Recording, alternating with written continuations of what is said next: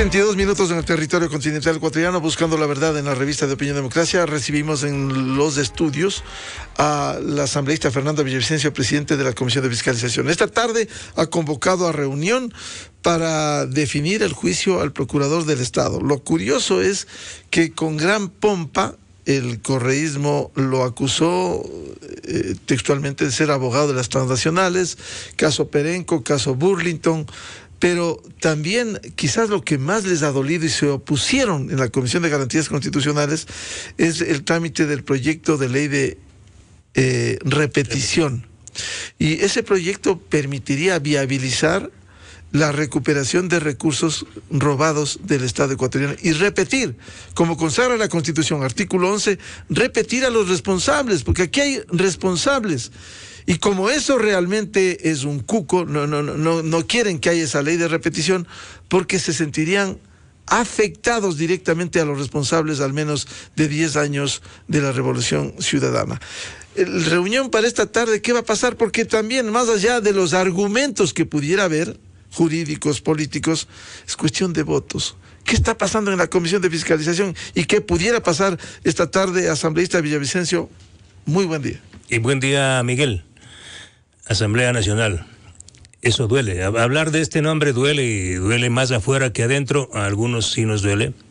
Es un territorio minado, es un espacio controlado por grupos poderosos que hablan de política, pero que en el fondo tienen ceros a la derecha y cuentas pendientes. Eso es, o esos son los elementos de fondo que están atrás de los discursos de democracia, de fiscalización, de oposición. Reitero, es muy difícil moverse en la asamblea porque uno tiene que caminar sobre bombitas que te ponen cada día. Cuando estos grupos, porque tienen una mayoría, porque tienen los votos, pretenden secuestrar a un país, secuestrar a un gobierno, más allá de que haga bien o mal las cosas. Pero esa no es la democracia, esa no es para nada una línea de comportamiento ético que fue el motivo y la razón de la elección popular. Nosotros estamos literalmente de rodillas frente a un grupo de legisladores que suman 55 de forma directa y controlados desde Bélgica, porque es así, hay que decirlo así. Quien controla este grupo correísta con algunos disidentes de Pachacuti es el cuartel general desde Bélgica y México. Y hay otros legisladores que se prestan y a veces ponen alfombra roja porque coinciden en esos objetivos. Eso es lo que se vive en la Asamblea y lo que se vive también en la Comisión de Fiscalización, que sin duda es la de las pocas comisiones que sacude el avispero.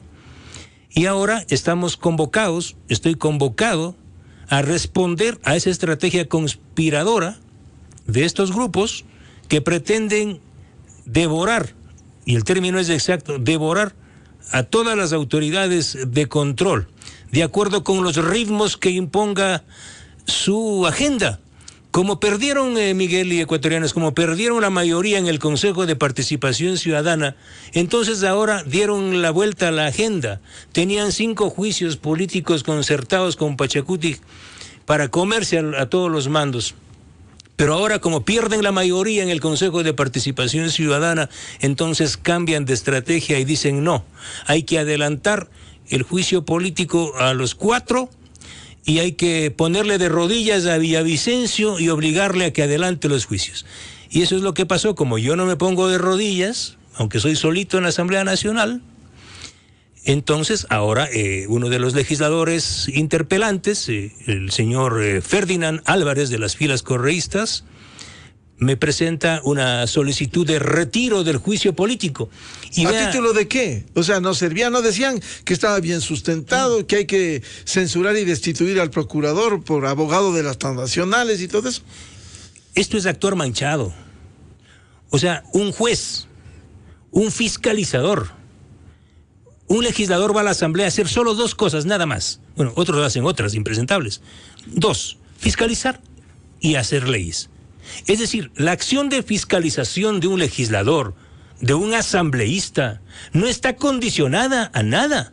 Si el legislador identifica la presunta existencia de delitos que perjudiquen al país, al erario, lo que tiene que hacer el legislador es fiscalizar. ¿Cómo es posible que un legislador, que un fiscalizador, diga, retiro? ¿Sabe qué? Ya no me interesa en esta coyuntura fiscalizar al Procurador General del Estado. Como usted ha dicho, Miguel, el discurso que levantó el Correato para llevar al banquillo de los acusados a Íñigo Salvador fue que el señor Salvador era agente de Perenco, antipatria, vendido a la multinacional Chevron, el hombre del CIADI, etcétera, etcétera, y que no puede continuar un día más en el cargo. Y de la noche a la mañana estos señores, ¿sí?, cambian de criterio y dicen, no, dejemos de nomás que siga ahí. Y ahora ya se ha convertido en la Madre Teresa de Calcuta. No, más importante que tumbar al procurador es el Consejo de Participación Ciudadana. ¿Qué estaba en el fondo? ¿Cuál era el odio contra el procurador? No que estos señores estaban defendiendo los intereses nacionales, porque en el caso de Perenco, quienes caducaron el contrato a Perenco, que fue el instrumento clave que le permitió a la multinacional llevar el caso al CIADI, fue el gobierno de Correa, pues, faltando 2 días para que vence el plazo del contrato, le caducan y le ponen en bandeja de oro el instrumento que quería la multinacional para acusar ante el CIADI al Estado ecuatoriano. Y en el caso de Chevron, peor. Quienes metieron la mano en la justicia para favorecer a Chevron fue Alexis Mera y Rafael Correa, pues. ¿Cómo pueden tener tal nivel de cinismo para venir a acusar al actual procurador, que en efecto nada tuvo que ver en aquellas épocas? Pero en el fondo, la herejía que cometió el señor Salvador, a quien tampoco yo tengo por qué rendirle pleitesía, es haber presentado el proyecto de ley de repetición. Y no sé si los ecuatorianos entendemos bien lo que significa esto. Es un proyecto de ley absolutamente trascendental, el que va a permitir recuperar la plata robada. Es decir, y al funcionario público deshonesto y corrupto que actúa en contra de los intereses del Estado, ¿sí?, que se le haga la repetición. Es decir, usted va a pagar de su bolsillo. Usted hizo esto, usted paga de su bolsillo. Por esa razón, apuntaron las baterías en contra de Íñigo Salvador. Pero no hay contradicción en esto, y para registro histórico, lo que Fernando Villavicencio había puesto en redes sociales, para registro histórico, ¿acaso antes no se dijo que había que devolverles el dinero y ahora les asusta una repetición? Por favor. Si pueden pagar en buena hora, si no pueden pagar y lo que ven es 400 millones y las empresas tienen 600 millones, se venderán las empresas hasta completar los 400 millones y el resto, las empresas de 200 millones, se les devolverá. Y nosotros no somos ladrones y no le vamos a robar ni siquiera a los que sí perjudicaron al Estado. No vamos a combatir ilegalidad con más ilegalidad. Cobraremos lo que tengamos. Y si esto dijo entonces el presidente, y hay un fallo de las Naciones Unidas y hay que devolverles, ¿a quién se repite esto? Que no quieren que se repita. Mira, este es el caso del Grupo Isaías y otros ex banqueros como Peñafiel. Este es un tema importante que ahora está en la agenda, porque el Grupo Isaías acaba de presentar una demanda en contra del Estado ecuatoriano. Ellos buscan $2.000 millones, y yo de frente y de cara le digo que esto es un duro golpe a la economía y al Estado ecuatoriano. O sea, como cualquier ciudadano, esto no podemos permitir. Pero ¿qué es lo que está atrás? Eso es lo importante. Y tenemos que volver al año 2008, al mes de julio del año 2008, cuando en fiesta en Carondelet tomaron la decisión ellos, el señor que acaba de hablar, con Alexis Mera, Juan Falconi y otros, de incautar las empresas del Grupo Isaías, cerca de 200 empresas, entre ellos los canales de televisión, Gama TV, TC Televisión, el Ingenio EQ2, y reitero, decenas de empresas importantísimas, bienes de lujo y otros. ¿Cómo lo hacen? Lo hacen con una resolución de la Agencia de Garantía de Depósitos, es decir, sin una sentencia de un juez. Y esto es lo que finalmente el año 2019 las Naciones Unidas emiten un dictamen señalando que la incautación de los bienes del Grupo Isaías fue ilegal, inconstitucional. Pero ¿dónde está lo de fondo? Que el señor expresidente Rafael Correa Delgado se comprometió ante los ecuatorianos a vender estas empresas del Grupo Isaías y otros. ¿Para qué? para devolverles el dinero a los perjudicados y al principal perjudicado, el Estado ecuatoriano. Aquí viene un hecho realmente fatal y doloroso. ¿Cuántas empresas vendió el gobierno de Correa? Ninguna. ¿Sabe, Miguel, ecuatorianos, cuánto logró recuperar de los 600 millones de dólares que, según informes, estaban valoradas esas empresas incautadas? 4 millones de dólares. Es decir, ¿y dónde están las empresas? Se feriaron. Los autos de lujo están en manos de ellos. Las mansiones, los terrenos, los yates, los cuadros de los mejores pintores del mundo que tenía la familia Isaías están en manos de los correístas. Hay casos que se pudiera comprobar. Pero claro, la propia casa, imagínense en qué convirtieron la casa de William Isaías. En el cuartel general de persecución de la SENAÍN. Pedro Delgado, que fue el artífice junto a Juan Falconi de la incautación, confiesa finalmente hace pocas semanas que todas las empresas están quebradas y otras se llevaron ellos. Y Rafael Correa lo que acaba de decir, lo que dijo en esa época, es terrible, porque él dice, si los Isaías nos deben 400 millones y las empresas cuestan 600, entonces hay que devolverles 400. Y por ahí le escucho a algún abogaducho que es asambleísta, correísta, decir que ahora los Isaías vienen por el vuelto. No, pues el que le quería entregar el vuelto era el jefe, el prófugo Rafael Correa. Entonces al menos lean y entiendan la historia. Yo creo en estas condiciones, Miguel, que lo urgente que debe hacer el presidente Lasso es incluir en la consulta popular este tema de la repetición. Si los correístas y la asamblea no tienen la voluntad de aprobar esto porque va en contra de sus intereses, vamos a consultarle al pueblo ecuatoriano si el pueblo ecuatoriano quiere que se vuelva norma de la República la repetición, un instrumento para recuperar la plata de los corruptos. A mí me parece válido en este caso, en el caso de las empresas incautadas, en el caso de todos los fallos del CIADI, tienen que repetirse en contra de los autores de estos fallos ilegales e inconstitucionales. Usted abriga por lo que señala asambleísta Villavicencio el que hay la consulta popular. ¿Cuándo, cómo y en qué condiciones? Cuando vemos que se dilata esto, no hay reformas. Mire, nosotros no podemos, hablo de los legisladores que queremos hacer aportes a este país, que queremos que le vaya bien, no al presidente Guillermo Lasso, sino a cualquier gobierno, que queremos que este país salga adelante. Ese grupo de legisladores estamos dispuestos a hacerlo, pero no nos permiten, porque esta trilogía conspiradora no permite. Ellos tienen los votos, ya van a ver el día de mañana. Uno no puede estar en contra de un proyecto de ley de inversiones per se. Si yo tampoco estoy de acuerdo con la privatización, pero vamos a hacer aportes, a poner candados. A ver, privatización, porque esto ha sido casi una entelequia y repiten. Ayer escuchábamos a un asambleísta de Pachacutic, privatización, ya van a concesionar las vías, pero si Pana Vial no está administrando bien entre Tulcán y Riobamba, eso es privatización, o es una concesión que da la atribución a la Constitución. Mire, Miguel, hay un ejemplo en Colombia. Álvaro Uribe, que es un hombre de derecha, ¿sí?, se opuso a la privatización de la empresa eléctrica de Bogotá, porque era una empresa pública que funcionaba muy bien. O sea, aquí no es de estar en contra de lo público y lo privado per se, sino un negocio que funcione bien, que sea exitoso, ¿sí?, que entregue recursos al Estado, que pague impuestos. Un proyecto privado que funciona bien, el país tiene que apoyarlo, y un proyecto público igual. Entonces no se trata de buscar una marca ideológica, las privatizaciones son buenas o malas.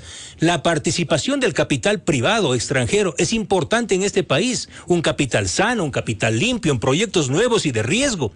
Lo que no estoy de acuerdo es en entregar los negocios que son eficientes, que son bien manejados por el Estado ecuatoriano o que tienen errores y pueden mejorar, entregar a manos lavadas al capital privado. En eso yo estoy en contra, pero que venga el capital privado a proyectos nuevos, pero por favor, ¿quién se puede oponer? Nadie. Zonas francas bien manejadas, pero por supuesto, ¿cómo podemos negarnos? Porque la ideología nos manda, porque el cuco de la ideología nos dice, hey, no. Además, que sepan los legisladores, lean la Constitución, la privatización está prohibida por la Constitución de la República. Lo que sí se permite es la participación del capital privado nacional y extranjero. Bueno, ¿y qué pasa con el resto de denuncias? Fernando Villavicencio ha presentado tantos casos sustentados, documentados. Lo de PetroChina, ¿qué pasó? Vamos esta semana, esperemos que el jueves o viernes, dependiendo cómo esté el calendario de los plenos de la Asamblea Nacional. Tenemos listo ya el informe, son cerca de 250 páginas. Tal vez es la investigación más larga que como periodista de investigación y ahora como legislador he realizado en mi vida. Son 12 años de investigación. El país tiene que saber que ahora contamos con todas las pruebas. El propio presidente Guillermo Lasso tiene la documentación, que el Correato y el Morenato lo mantuvo en reserva, documentos que han sido muy importantes, que confirman algo que es gravísimo, que el gobierno del presidente Rafael Correa, en nombre de acabar con los intermediarios, porque ese fue el discurso del año 2007 y 2008. Los intermediarios mafiosos, decía Rafael Correa, se llevan una comisión. Para acabar con la intermediación hemos decidido firmar alianzas estratégicas con nuestros gobiernos amigos, en particular con el gobierno amigo de China, con el gobierno amigo de Venezuela y con el gobierno amigo de Uruguay. Firmaron sendas alianzas estratégicas. Se pensaba entonces, y él lo decía, que ahora sí el petróleo ecuatoriano no irá a manos de las mafias intermediarias para que hagan su agosto revendiendo el petróleo. El país estuvo convencido, hasta yo me convencí un ratito, pero resulta que después todo el petróleo entregado a China hasta el año 2024 para pagar la enorme deuda externa de casi 19.000 millones de dólares fue sometido a intermediación. Un solo barril de petróleo ha llegado a las refinerías de PetroChina. Todo el petróleo era revendido por empresas privadas amigas, ¿sí?, en Perú, en Chile, en Estados Unidos. Y claro, Correa entregó ese petróleo en fórmulas oscuras a precios inferiores a los del mercado. Por ejemplo, si el barril de petróleo está en el mercado, porque el barril de petróleo cada mes se aplica un precio de acuerdo con las licitaciones. Si el barril de petróleo está en $40, las fórmulas de Correa le entregaban en 36, en 37, es decir, $4 o $3 menos por cada barril. Entonces, mire, Miguel, una operación sencillita. Correa comprometió el principal recurso natural de este país, el petróleo. 1.325 millones de barriles hasta el año 2024, desde el año 2009. Una operación básica, 1.325 millones. Por $3.60. Estamos hablando de más de 4.000 millones de dólares que se embolsicaron estas mafias intermediarias.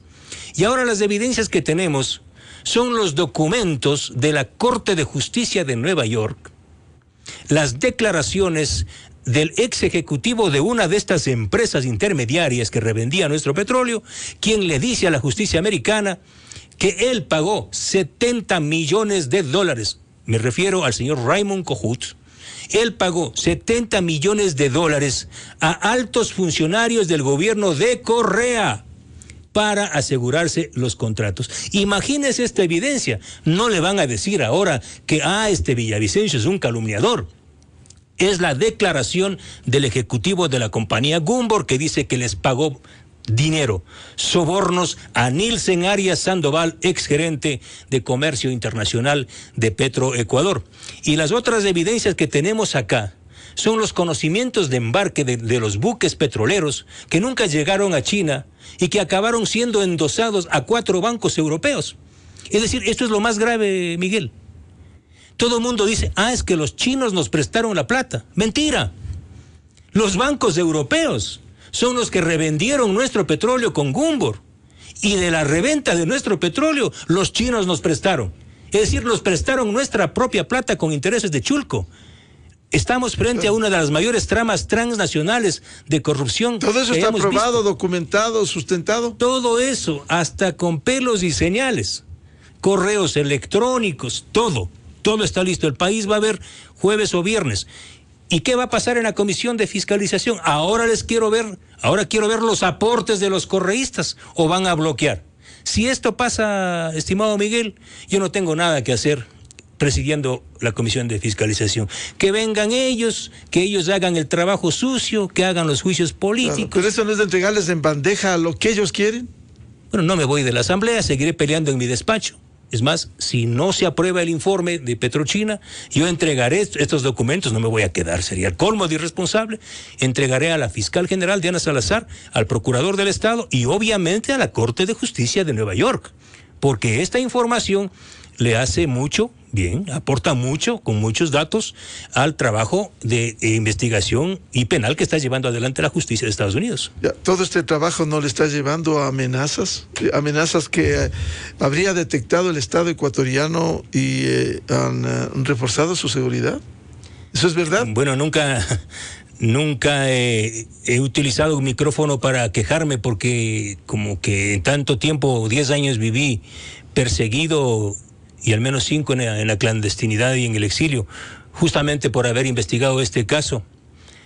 Bueno, pero no tengo por qué ocultarlo, Miguel. Si me pregunta, sí, algunos colegas se han dado cuenta que ahora tengo seguridad. El gobierno del presidente Lasso emitió un informe de alto riesgo respecto a mi trabajo en la Asamblea Nacional. Y obviamente ese alto riesgo es en contra de mi familia, personal, y por esa razón ha dispuesto seguridad. Bueno, yo sé de dónde vienen los ataques. ¿Los perjudicados de los denunciados? Y, obviamente. Y si algo le pasa a mi familia o a mí, pues yo tengo escrito con nombres y apellidos quiénes son. Y eso se nota y el país sabe quiénes son los que están atrás de estas amenazas. Amenazas personales, amenazas por teléfono, de decenas de formas. Y obviamente el gobierno ha hecho un trabajo de inteligencia y por esa razón si me ven con alguien al lado es... O sea, ¿estas amenazas han sido corroboradas por los sistemas de inteligencia? Efectivamente. Y pueden venir cosas peores. Consecuentemente, ¿seguirá Fernando Villavicencio con sus denuncias? Bueno, ¿no le van a callar con esto? Aquí estoy dando la cara y con el mismo timbre de voz, y van a ver en el caso Petrochina y Toachi Pilatón, como lo hice en el caso Alex Saab y el sistema Sucre. Claro, no les gustó, porque hay algunos pelucones, como decían antes, que están ahí, sus nombres están ahí. Yo no me voy a callar, no, yo no. ¿Pero no teme por su vida? Bueno, temo, pero ¿qué voy a hacer? Ya se jugó. Estoy jugado, no voy a morir en orilla, ¿no? Claro. Y mientras tanto, ¿qué va a pasar con esta tarde y con el resto de procesos que están en camino contra la corrupción? Bueno, yo decía en un medio amigo hace pocos minutos que el legislador que no ha leído la ley orgánica de la función legislativa tiene que dar retro, volver a la escuela y lea la ley orgánica de la función legislativa. No existe norma, no existe nada, he buscado, he rebuscado, que me faculte como presidente de la Comisión de Fiscalización a suspender un trámite de una solicitud de juicio político como plantea el Correato. Por esa razón, el día de hoy, a las 4 de la tarde, convocaba a la Comisión de Fiscalización para abocar conocimiento y calificar el juicio político en contra del señor Procurador General del Estado. Y también solicité a la Unidad Técnica Legislativa que emita un criterio jurídico, porque no hay base jurídica. En todo caso, yo, luego de lo que pase hoy tarde, remitiré el informe que sea al Pleno de la Legislatura para que sea el Pleno quien tome una decisión. Y aquí tenemos 4 juicios más. Yo no me voy a poner de rodillas, no voy a dar paso a adelantar el juicio al Consejo de Participación Ciudadana, que ellos retiren los juicios. El día de hoy va a quedar marcada jurisprudencia. No existe base jurídica para retirar estos juicios políticos. Hay abogados que dicen, como ellos dicen que saben todos los abogados, son un peligro a veces, que hay que nomás, si alguien retira, que retire. Yo no encuentro. En derecho público se hace lo que está escrito. Yo no encuentro ningún versito, nada por ahí en la ley orgánica que me faculte a mí a suspender un juicio político. Así es que hoy tarde vamos a conocer la solicitud del señor Álvarez, creo que es el apellido. Y si se respeta la ley, ¿debería pasar el juicio político del procurador al Pleno? Mire, en estricto sentido, es impresentable retirar un juicio político, porque confirma de que se está utilizando el instrumento del juicio político para chantajear, para perseguir y para conspirar. Eso es lo que están probando los correístas, quedaron al desnudo. Finalmente, de lo que resuelve el Pleno puede resolver, por ejemplo, que la Comisión de Fiscalización sustancie de hecho Yo lo puedo hacer tranquilamente. Puedo sustanciar el juicio y llevar el informe al pleno de la comisión, para que al pleno de la asamblea, para que sea el pleno el que nombre 2 interpelantes. Pero no se puede venir a acusar a alguien y luego esconderse y correr. No, de la cara, asambleísta Ferdinand Álvarez. ¿Y por qué quieren ir finalmente al Consejo de Participación Ciudadana? Porque quieren gobernar sin haber ganado las elecciones. Solo a los 4, ni siquiera a los 7. Exactamente. Solo a los 4. ¿Por qué? Porque perdieron una mayoría. Entonces quieren reemplazar a los 4 que no son de su agrado, tomar el control del Consejo de Participación Ciudadana y, reitero, gobernar sin haber ganado las elecciones. Tener de rodillas al gobierno del presidente Lasso, tener de rodillas a la Asamblea Nacional, tomar el control del Consejo de la Judicatura. ¿Para qué? Para poner a sus amigos jueces, Chucky Seven, pues a su modelo. Y tirarse abajo, ¿qué? Revisar la sentencia contra el prófugo Correa, la sentencia contra Glass, contra Alex Bravo, Capaya y todos. Una Capaya no, porque no les gusta. Pero van a sacar los pocos delincuentes de cuello blanco que están en las cárceles. Luego tomar el control de la Contraloría. ¿Para qué? ¿Cómo les va a gustar a ellos una glosa de $1.200 millones el caso de la en contra de Glass Pacífico, por la fallida refinería del Pacífico? Porque no hay refinería, por Dios. Solo Glass veía que hay una refinería. Claro, quieren tomar el control de la fiscalía. ¿Por qué? Claro que ahorita todavía no dicen, pero el objetivo, uno de los objetivos centrales, es sacar a Diana Salazar de la Fiscalía General del Estado, poner a uno como igualito a Galo Chiriboga, sí, igualito, a cualquier Galo Chiriboga que aparezca por la calle le van a poner de fiscal para que pare las indagaciones previas por los viajes de los aviones a los paraísos fiscales, ¿se acuerdan? Hay una indagación previa que está lista ahí, otras que están caminando, como el caso Las Torres, el caso Ispol y otras. Eso no les gusta. Quieren gobernar sin haber ganado las elecciones, tener de rodillas al país y tener de rodillas al presidente Lasso. El presidente Lasso tiene la oportunidad de su vida. Mándenos a la casa. Cierre esa asamblea. Hágalo, por favor, y llame a consulta popular para tumbarnos el Consejo de Participación Ciudadana, para introducir la ley de la repetición en contra de los corruptos, para impedir que sean candidatos a la asamblea glosados o personas que tienen instrucción fiscal. Ahora tenemos 15 asambleístas con glosas confirmadas, Miguel, yo mismo denuncié, y con informes de responsabilidad penal. ¿Qué tipo de asamblea tenemos? Yo encantado, primerito, ya tengo hechos mis cajas, me voy nomás. ¿Y cuáles son los otros 4 procesos que usted ha señalado de juicios políticos para llegar luego al Consejo de Participación, que están desesperados en el correísmo? Con 5 votos se logró aprobar el informe que pide el archivo del juicio a Carlos Riofrío. Como ellos tienen mayoría, esta semana bajará al pleno y con sus votos van a enjuiciar. Eso es lo que yo supongo.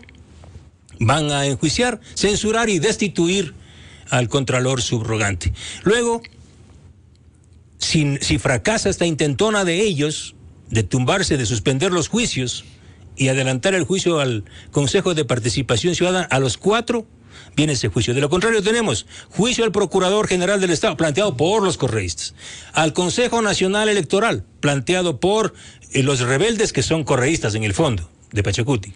El juicio al Consejo de la Judicatura, que es planteado por los correístas.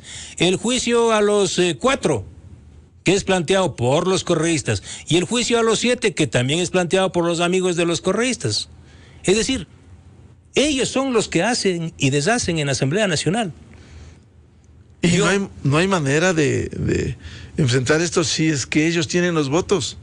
La única manera es enviarles a la casa, enviarnos a todos a la casa con la muerte cruzada o con una consulta popular, ponerles contra la pared, o lo otro, no hay otra, estamos de rodillas. Claro, porque también utilizar la herramienta constitucional de la muerte cruzada sin hacer cambios e ir a lo mismo, ¿qué va a pasar? Por eso le digo, una consulta popular, o sea, es muerte cruzada y consulta popular, pues una consulta popular que provoque y produzca reformas al proceso de selección de los asambleístas y autoridades, lo que estoy diciendo, ¿sí? Segundo, en el plano de la lucha contra la corrupción, a introducir esto que no quieren ellos en la asamblea vía ley, hacerlo por consulta popular, la repetición.